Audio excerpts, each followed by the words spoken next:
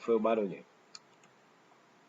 Bem, gente, vou botar aqui na minha cara aqui no lugar do Mendel. Bom dia, boa tarde, boa noite. Aqui é o professor Kleber. Quarta tentativa para gravar essa aula. Tive que desinstalar o programa porque estava dando problema. Ó, a carreta passando de madrugada. Bem, na aula de hoje, né, a gente vai dar continuação, como aqui está escrito aqui em cima, né? A aula anterior, que a gente falou sobre genética e hereditariedade, a gente falou sobre os principais conceitos. E hoje, basicamente, nós vamos falar sobre o porquê que Mendel é o pai da genética, né? Quais foram as suas contribuições, né? E a gente vai falar principalmente da primeira lei dele, né? E os experimentos que permitiram que ele chegasse, né, às suas descobertas, às suas conclusões e por que foi tão importante para ter essa base, né? Para iniciar essa base do estudo da genética, né? Meu nome é Kleber Aires Nascimento e vamos iniciar nossa aula. Vou tirar aqui da carinha dele. Olha lá em cima ele correndo. Continuação. Bem, não tem como a gente falar da genética sem contar um pouquinho a história do nosso amigo Gregor Mendel, né? Mendel, nascido em 1822, faleceu em 1884, é o pai da genética, né? Nascido na Áustria, né? Desde criança ele já era um observador, não prefiro a parte de animais, né? Quando se refere à biologia. E aos 21 anos, né? Ele entrou para um mosteiro, né? Se tornou padre, frade, monge, já vi vários termos sendo associados a ele, e onde ele se tornou botânico, né? Chegou a lecionar, né, ciências naturais e tudo, mas a sua vocação mesmo era lidar com plantas. E foi ali, né, nos jardins do mosteiro, né, observando e tal, que ele fez algumas observações, experimentos e tirou, né, as suas conclusões, onde ele fez um estudo relacionado à hereditariedade, né? O seu estudo é muito importante porque ele dita as regras mais basais da genética, né? A gente vai falar um pouquinho sobre isso. Só que muita gente fala assim, pô, ele deve ter ficado muito famoso. Não, que a questão é, ele chegou a publicar, né, o seu estudo, porém não teve nenhuma relevância científica para o período dele, né? Só algum tempo depois, em 1990, que três biólogos, né, como é citado no texto, aí, Hugo Grice, Carol Corrins e Eric von Scherzmark, os nomes estranhos, só algum tempo depois é que esses biólogos pegaram o material publicado, os estudos e tudo de Gregor Mendel, e, né, ocorreu uma nova discussão, e dali em diante, sim, né, o estudo da genética começou a ter extrema significância e foi a base de tudo que a gente tem hoje, né? Que do lado a gente tem um Mendelzinho, né, cultivando as ervilhinhas e tal. Então vamos lá. Deixa eu ver. Bem, basicamente, né, o estudo dele, a base do estudo dele, né, é relacionada à questão, né, da reprodução de um grupo específico de plantas, né, as chamadas ervilhas de cheiro, né, a Pisum sativum, que ele cultivava nos jardins do monastério onde ele vivia, lá em Brno, na época, né, hoje Brno, né, na República Tcheca. Então, observando, promovendo cruzamentos, observando a autofecundação dessas plantas, Mendel chegou às suas conclusões e basicamente a elaboração do seu estudo, né, que foi muito importante para o que a gente tem hoje, né, para a genética. Mas por que ele escolheu essa planta, né? Será que ele gostava de ervilha e tudo? Por que não milho e tal? Né? Existe um motivo por que ele escolheu a Pisum sativa, né? A escolha da planta deve-se a uma série de fatores, entre eles o fácil cultivo, é uma planta que é facilmente cultivado, né? Ele tinha em boas quantidades ali no jardim do monastério, e por isso, né, era muito fácil, tanto seu cultivo facilitado, era uma planta que vivia, né, se desenvolvia rapidamente, tinha um ciclo de vida, né, curto, quer dizer, você plantava logo você já tinha gerações adultas para promover cruzamento, observar a autofecundação. Então, num curto período de tempo era possível observar várias gerações e o resultado dessas observações sobre essas gerações, né? Isso é muito importante. Outro ponto importante, existiam muitas características distintas, né? Dúbias, né? Bem, um contraste de características. Então ele tinha, por exemplo, cores diferentes, cor da semente, cor da flor, formato da flor, formato da semente, tamanho da planta. Então eram muitas características assim que ele tinha, né? Que ele conseguia observar de forma diferente, de formas distintas. Então, devido a essa ampla gama de características distintas, formas, cores, etc., né, facilitou na hora do seu estudo. Outro ponto importante é que essas plantas elas possuem flores hermafroditas. Como assim, professor? O que é a flor hermafrodita? São flores que possuem os dois, né, as duas estruturas reprodutivas opostas, a estrutura masculina e a feminina, o androceu e o gineceu. Então, essas plantas que possuem flores assim, pode promover um processo de autofecundação, entendeu? Elas mesmo se fecundam. Então, o que Mendel fazia? Ele permitia, né, a autofecundação, mas ele também fazia fecundação cruzada. Ele isolava, ele, por exemplo, coletava o material masculino, isolava ele para não correr fecundação ali, levava para outra planta, fazia a fecundação lá, tirava o masculino de lá e trazia para o feminino de cá. Então, ele tinha esse manejo, ele tinha essa facilidade. E a planta escolhida facilitava todo esse processo, tanto a observação quanto o manejo dessas plantas, além de ter um ciclo de vida curto que permitiu que ele observasse, né, os resultados, né, dos seus experimentos. E quais eram as características observadas? No geral, eram sete características. A forma da semente, se era lisa ou rugosa, né? A cor da semente, se é amarela ou verde, a forma da vagem, lisa, inflada ou ondulada, comprida. Né? A cor da vagem, se era amarela ou verde. A posição das flores nos ramos, se ficava na região axilar, quer dizer, na região da axila da planta, não fica na ponta, fica no meio dela, né? Num ramo no meio dela. Ou se ficava na região terminal, que é na ponta. Né? A altura da planta, se ela era longa ou anã, uma planta curta. E a cor da flor, se era púrpura ou branca. Aqui a gente tem mostrando imagenzinhas delas, né? Lá em cima a forma da semente, lisa ou rugosa. Cor da semente, amarelo ou verde. Cor da flor, púrpura ou branca. Forma da vagem, lisa ou rugosa. Cor da vagem, verde ou amarela. Posição da flor, se fica no meio, né? na axila do caule, né? No meio dele. Ou se fica na região final, na região terminal, na região terminal, né? E se as plantas são longas ou curtas. Bem, identificando as linhagens, o que ele fez? Ele isolou essas linhagens.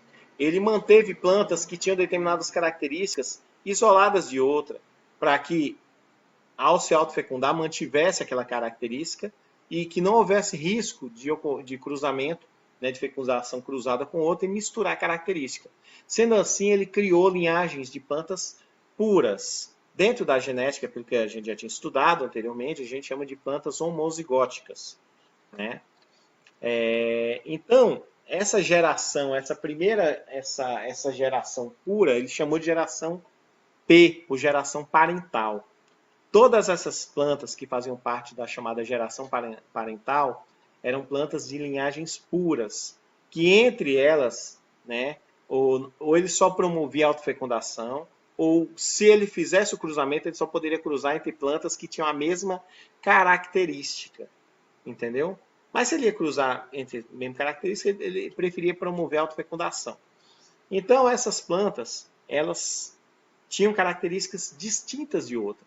Aqui só dava semente verde, verde, verde, verde, ali só dava amarela, amarela, amarela, amarela. Então, essas plantas, onde só dava verde, verde, verde, amarela, amarela, amarela, eram chamadas de plantas puras, né? Que vinham de linhagens puras. Ou seja, homozigóticas. Desculpa, a gente tá de madrugada. Bem, aí, ao cruzar essas plantas puras, ele obteve a primeira geração, que eu tive duas plantas puras diferentes, cruzadas. Eu obtive o que eu chamei de geração F1 ou primeira geração, ou geração filial, né? Qual é a característica dessa geração? Obrigatoriamente, 100% do resultado do cruzamento de duas plantas puras diferentes é sempre uma planta mestiça, híbrida, heterozigótica. Peraí, professor. Então eu cruzei duas plantas homozigóticas, duas plantas puras. Por que o resultado é mestiço? Porque você está cruzando plantas que sempre vão gerar o mesmo tipo de gene. Aqui sempre é amarelo, aqui sempre verde. Na hora do resultado, vem os genes verde e amarelo junto. Então, essa planta resultante aqui, ela vai ter os dois genes. Por isso, ela não é pura, ela é híbrida. Ou seja, ela é heterozigótica. E a partir do cruzamento dela, você vai ter as gerações seguintes. Segunda geração, terceira geração e assim por diante. Ok? Vamos ver na prática. Mendel, né?